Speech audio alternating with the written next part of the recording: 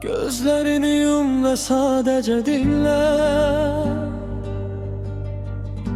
Ben değilim artık seninle. Sanki bir mucize, sanki bir nağıl. Sen geldin başımdan gitti bu ağıl. Benim dünyam sen, benim ruhum sen. Gecemi ışıklan, nurum yalnız sen. Sen benim ömrüme yazılan sətir. Her nefesinde mənə cennet getir. Yaxşı ki varsan, yaxşı ki benim sen. Sen benim en şirin həqiqətim sen. Ne vaxtsa dünya dayansa belə, sen benim bitmeyen məhəbbətim sen.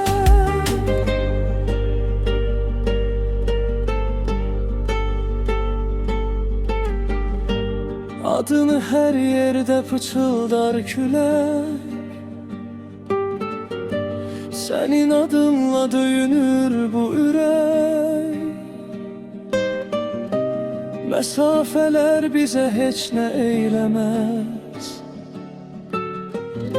Hiç kim bizi bizden artık sevebilmez.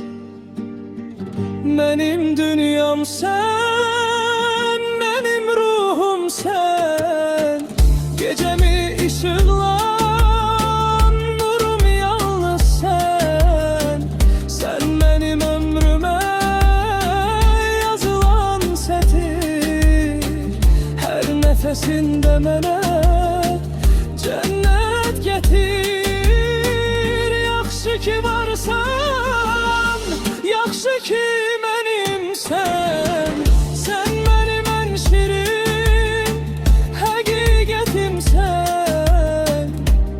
Ne vaxtsa dünya dayansa belə, sen benim bitmeyen məhəbbətim sen. Benim dünyam sen, benim ruhum sen. Gecemi ışıklan, nurum yalnız sen.